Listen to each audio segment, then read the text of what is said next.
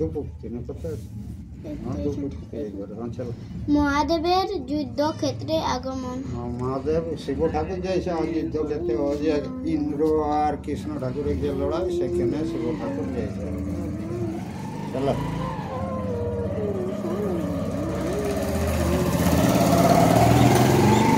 গোবিন্দ ইন্দ্রের রানা নাই অবসান, ত্রিলোকে লোক শব্দে হয় হত গান, ত্রিলোক শব্দে হয় হত গান। ওই চার পুক্তি রাখবে আর লম্বা করিস না।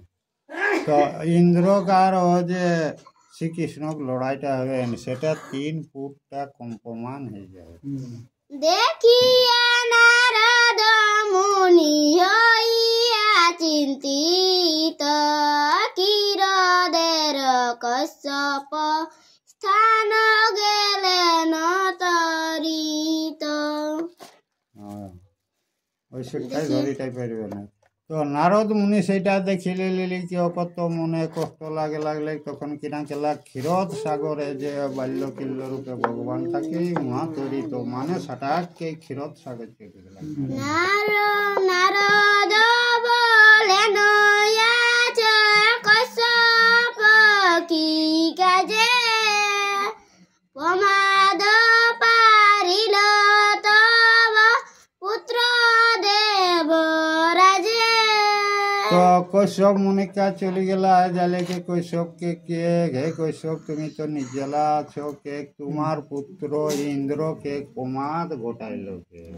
অজ্ঞান হইয়া করে কৃষ্ণ শরণ, নামারে কৃষ্ণ তেই জিয়ে এতক্ষণ। তো কে কৈশব মুনি তোর পুত্র কে না জানে কে কৃষ্ণ সঙ্গ লড়াই করছে, তো এখনো কৃষ্ণই সেই ইন্দ্র তোটা রাখার জন্য ওকে এখনো জীবনটা মারে নাই। দেবরাজ কর্ম করিলেন সব, নিজ অস্ত্র পিয়া না ছাড়েন মাধব। তো দেবরাজ কিনাকে তাক নিজের স্বভাব তো ছাড়েনি, যতেক সৈন্যরাকে লিখে আর সেই অস্ত্র লড়াই আর কিনা চালাইতেই। সুদর্শন যদ্যপিয় চারেন নারায়ণ, কাটিবেন ইন্দ্রের রাখিব কোন জন। তো কে শ্রীকৃষ্ণ ঠাকুর সুদর্শন চক্রে এখনই কাটতে ইন্দ্রকে, তো তাকে এখন কোনে রাখে পারতে সুদর্শন চক্রের কাছে?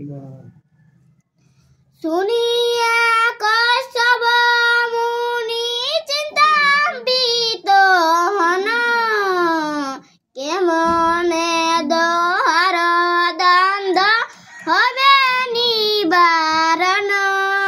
তো কৈশব মুনি শুনিলে কে মনে মনে কে তাহলে দুলোকে যে দ্বন্দ্বটা সেইটা কিনা করলে নিবারণ হতে সেইটা হবে চিন্তা করে।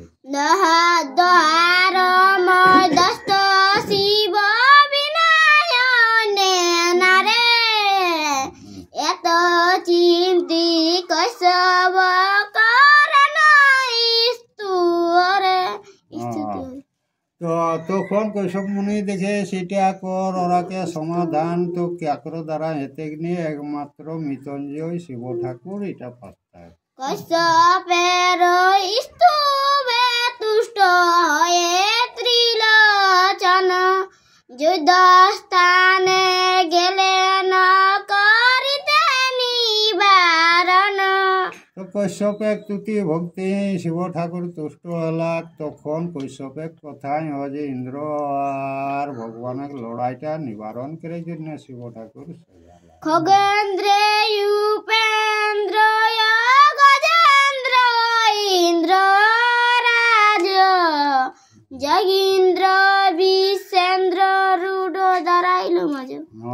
তো যে গজেন্দ্র আর ইন্দ্র আর এই দিকে ও যে গরুর আর অড়ুর মানে নিজে ভগবান সেইটা ওখানে যাইলিকে শিব ঠাকুর নিরীক্ষণ গেটলাম। হরি রে কহেন হর করয় বদান তব সমরণ কিন্দ্র বলবান। তখন শিব ঠাকুর যাইলিকে নারায়ণকে ভগবানকে কে দেখো নারায়ণ কে তোমার সমান বলবান কি করে ইন্দ্র পারবে কে? দেবরাজ করি তুমি করিলা স্তূপিত এখন নির্গয় তারে না হয় উচিত। তো দেবতারাকে তো তুমি থাপনাটা স্বর্গে দিলে বসবাসটা, আর এখন তাদের উপর তুমি কেনে নির্দয় কেনে চাইলে কি? গোবিন্দ বলেন ইন্দ্র স্বর্গ ভোগ করে এক পারিজাত বৃক্ষ না দেয় আমারে। তখন গোবিন্দ ভগবান সেই শিব ঠাকুরকে কে দেখো ইন্দ্র স্বর্গটার অধিকারী হয়েছে, তো একটা পারিজাত বৃক্ষ কে পারিজাত ফুলের একটা গাছ আমাকে কে কোনোতে দিছে নাই। স্বতন্ত্র তাহার উপার্জিত নহে ফুল কিরদম থিয়া পায় সুর সুর কুল।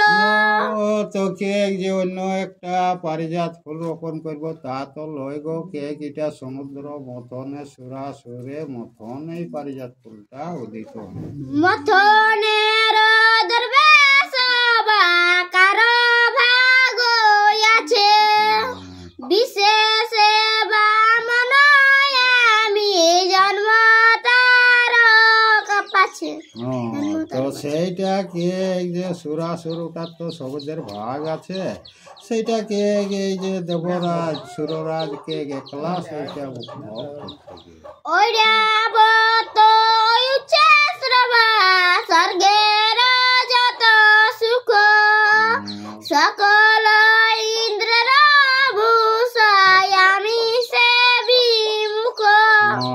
তো ইন্দ্র কি হইল যে উচ্চ সর্বা ঘোড়াটাও পাইলো, হাতিটাও পাইলো, আর যা কিছু দেবরাজ পাইলো, আর আমার কিন্তু কোনোই ভাবে নাই। একমাত্র পারিজাতি বৃক্ষ আমি মাগি উচিত কি তার দ্বন্দ্ব করাই লাগি। তো একটা আমি কেবল পারিজাত ফুলের গাছ খুঁজেছি, সেইটাই কি করলো ইন্দ্র না আমার সঙ্গে বিবাদ করে কে আর লড়াই বাজে। গোবিন্দ্রের মুখে শুনি এতে কবচন ইন্দ্র স্থানে চলিলেন দেব পঞ্চনন। তারপরে গোবিন্দর কাছে সেই কথাটা শুনিলে কিনা গেলা শিব ঠাকুর ইন্দ্র সামনে দিকে পরপর সজালা। গিরিশ বলেন ইন্দ্র হইলা জ্ঞান না জান নারায়ণ পুরুষ প্রধান। তো শিব ঠাকুর যাকে ইন্দ্র কে ঘে ইন্দ্র তুমি তো জানো নাই কে গে যে পুরুষের প্রধান বটে কে নারায়ণ। তার সহকর দ্বন্দ্ব নাহি কল্যাণ মম বাক্যে সুরপতি কর সমাধান। তো তা সব লড়াই করে তোর কোনোদিন জয় হবে না, হে সুরপতি এটা রণটা তুমি নিবারণ করো। পারিজাত চাহে যদি যদু বংশপতি পুষ্প দিয়া সম্পিত কর সুরপতি। তো ওই যে কে ভগবান তোকে একটা পারিজাত ফুল মারিল, গাছ, তো সেইটা দিয়ে কে তার সম্প্রীতি করো, কে মেল করো তার সঙ্গে। ইন্দ্র বলে পশুপতি কর অবদান, ঐরাবত ইচ্ছা সর্বায়াদি যে বাহন। তখন ইন্দ্র পশুপতি শিব ঠাকুরকে কে কয় যে উচ্চস্বর বা ঘোড়া বা হাতিটা যেটা পাইছি সেই বাহন গিলা কিনা কে। সচি বজ্র পারিজাত নন্দন কানন, ইহাতে ইন্দ্র তম স্বর্গের ভূষণ। তো যে পারিজাত ফুল বজ্র, হ্যাঁ, এ সকল গিলা লেলেকে আর স্বর্গটাই আমার বসবাস। পারিজাত লইবে যদি দেব কি কুমার, স্বর্গেতে ইন্দ্র তমর কি রহিল আর। তো যদিও পারিজাত ফুল যদিও লিখবে কে, তাহলে আমার স্বর্গটার কি মর্যাদা থাকবে। মহেশ বলেন হরি খর্ব অবতারে, তোমার কনিষ্ঠ ভাই অতিথি উদরে। তো কে সব কাজে তোর কল্যাণ করবে, তোর এই ভাই বটে ও দিতির এই পুত্র বটে, কে তোর ভাই বটে শিখি। কনিষ্ঠের ভাগ মাগিলেন নারায়ণ, দেহ পুষ্প রাজা দণ্ড নিবারণ। তো তোর ও ভাই বটে, ও যদি একটা ফুল গাছে ভাগ মাগল রে বাবু, তো ওকে দিয়ে কে তার সঙ্গে সম্প্রীতি করেলে। ইন্দ্র বলে তব বাক্য না করিব জ্ঞান, আমার কনিষ্ঠ ভাই যদি ভগবান। তখন শিব ঠাকুরকে কে ইন্দ্ররাজ তোর কথাটা আমি আর কাটব নি, যদি আবরে যে দেব ভগবান যদি আমার ভাই হবে, তাহলে কে এঠিনে তোর কথায় আমি রণ নিবারত। জ্যেষ্ঠ কনিষ্ঠের যেমন আছে ব্যবহার, তাহা না করিয়া কেন করে অত্যাচার। তো বড় আর ছোট, তো ভাই ভাইয়ের ব্যবহার না খেললে কেউ আইলে কে হঠাৎ ছোটটাই অত্যাচার কা দেখাও লাগছে। না করিয়া মান্য মরে লয়ে যা বলে, বলে নীর বলিয়া ঘুষিব ভূমণ্ডলে। তোকে আমাকে না বলে পারিজাত ফুলটা কেনে নিয়ে যাবে, তো আমাকে কি করলো না আমাকে, তাহলে ওটা অপমান করে কে আরো লিখছে নরলোকে, মানে মত লিখবে। এত শুনি কহে শিব গোবিন্দে চাহিয়া, করদতে যদু না তো আমারে দেখিয়া। তারপরে জালেকে শিব ঠাকুর সেই যদুনাথ শ্রীকৃষ্ণকে কে যে আমার মুখটা দেখে নিয়ে ভগবান তুমি ক্রোধটা নিবারণ করে। অজ্ঞানে হইল মত দেব সুরপতি, সেই হেতু করে যুদ্ধ তোমার সংগতি। কে গজে সুরপতি অজ্ঞান হয়েছে, তোমাকে চিনে নাই, সেই জন্যে তোমার সঙ্গে লড়াই ভিড়াইটা করল। আপন ইন্দ্রতা তুমি দিয়াছ ইউহারে, বিবিধ উৎপাদে রাখিয়াছ বারে বারে। তো হে ভগবান ইন্দ্রকে তো ইন্দ্র অধিকারটা তো নিজেই দিলা, তো বার বার উৎপাত করে শুরু করলা, তো প্রত্যেক বার তো সেই বিপদ থেকে তো রক্ষা করলা। আপন অর্জিত